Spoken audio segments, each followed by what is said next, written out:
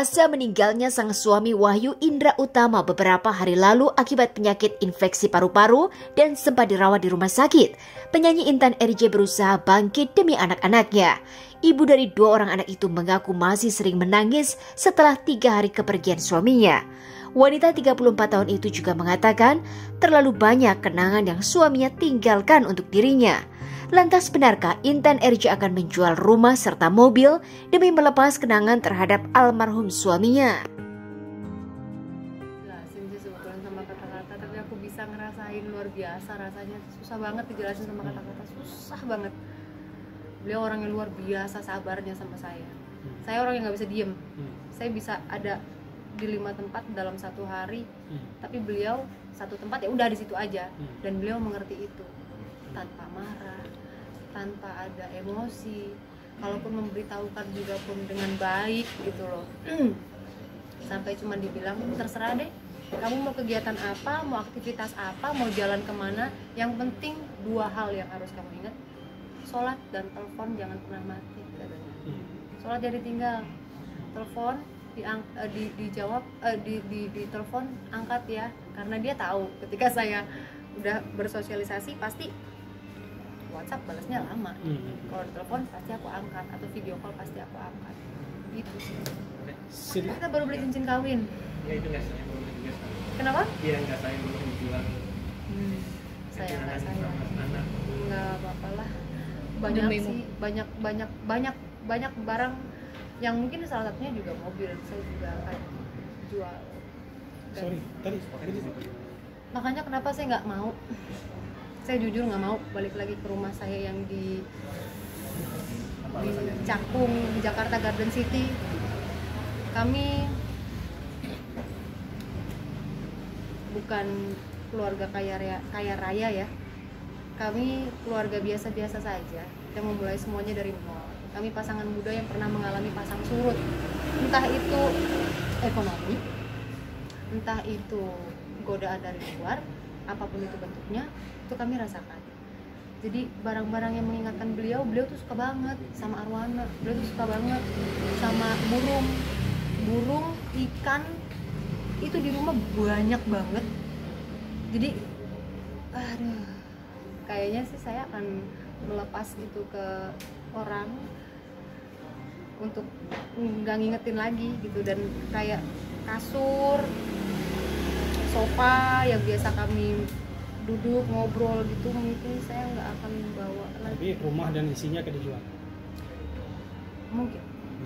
Dalam waktu 3 hari setelah almarhum suami pergi, yang pasti bukan dia semakin menghilang dari saya, tapi malah semakin dalam gitu rasanya. Karena masih makin terus kebayang gitu, kalau setiap pagi bangun pasti urusannya wah pergi kantor nih.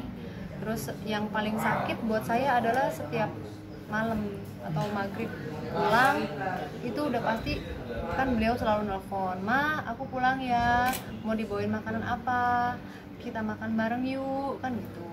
Nah, aku masih suka berharap ada telepon dari suami bilang bahwa dia mau pulang ke rumah. Terus kalau udah jam 8, jam 9 masih berharap ada yang ngetok pintu, "Assalamualaikum," ada yang ngasih pelukan, ada yang ngasih ciuman, walaupun dia capek dan saya juga capek, masih bisa quality time, masih berharap seperti itu. Tapi ya kan balik lagi, saya harus menghadapi kalau ini ternyata bukan mimpi, ini ternyata udah kenyataan bahwa beliau sudah tidak ada.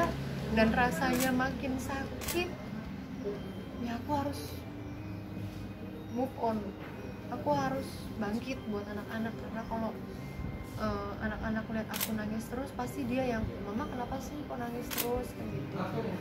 Jadi rasanya makin sakit gitu, makin banyak kenangan yang terus ke flashback aja gitu sih. Kalau aku sih nangis itu melepaskan beban ketika aku sendiri posisinya.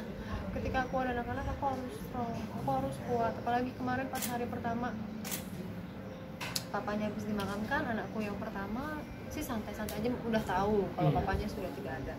Tapi anakku yang kedua, Abdullah, dia jam 10:30 tiba-tiba bangun, nangis, jerit-jerit, "Aku kangen papa, aku kangen sama papa, aku mau bobo sama papa, Ma."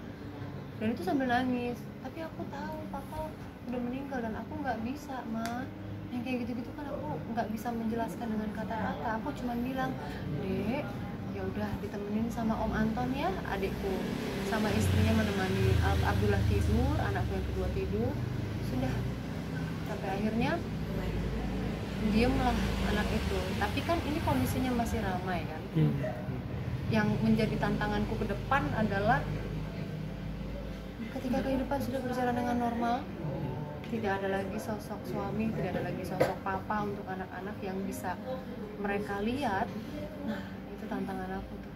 Itu bisa jadi mama juga, bisa jadi papa juga.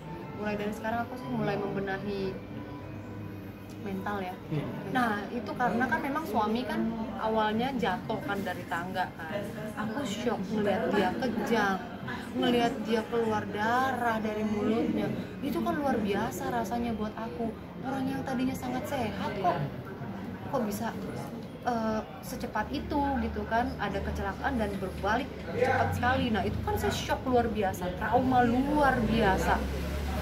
Dalamnya ini kan masih mesti dibenahin, belum sembuh semuanya, diterpa lagi, beliau kejang lagi, terus tangannya patah, diterpa lagi, beliau masuk ICU, diterpa lagi, beliau meninggal akhirnya gitu loh. Sih memang semuanya udah takdir Allah, tapi apa ya, buat saya tuh kayak digebukin sama palu di sekujur badan saya.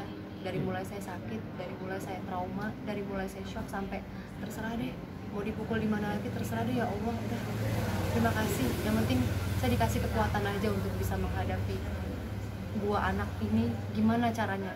Saya harus kuat, sementara saya sendiri dalamnya lemah. Jujur, saya dalamnya lemah.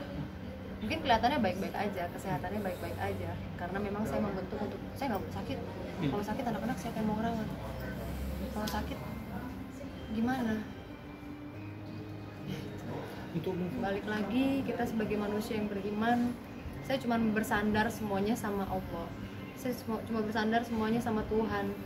Saya cuma berharap Allah Subhanahu wa Ta'ala terus ngasih saya kekuatan supaya saya bisa terus bangkit, supaya saya bisa terus terus kuat gitu loh, untuk bisa ngejaga anak-anak, ngejaga keluarga. Terus balik lagi nih, strategi apa nih? Kita mulai memikirkan strategi apa nih untuk asuransi pendidikan, untuk asuransi kesehatan, untuk asuransi jiwa, untuk saya nanti bisa bekerja dan aman untuk anak-anak bagaimana. Terus mulai dari surat-surat apa segala macam. Wah, udahlah. Karir insya Allah sih mudah-mudahan. Ada beliau juga, beliau kan memang mensupport, mendukung. Dengan tidak adanya beliau, kaki saya kan sekarang pincang sebelah. Berarti saya harus booster kegiatan saya. Ketika saya nanti sudah rasanya kuat, sudah rasanya mampu untuk bisa bekerja kembali, ya saya harus bekerja. Apapun itu, yang penting halal buat sekarang, mau tidak mau mungkin aku akan selektif dalam mengambil pekerjaan, karena aku juga nggak mungkin kan kayak ninggalin anak-anak 24 jam dalam berapa hari, itu juga nggak mungkin. Mungkin nanti kedepannya aku akan memilih pekerjaan untuk bisa selektif, untuk bisa menjadi mamah dan papa yang bisa berkualitas buat anak-anak.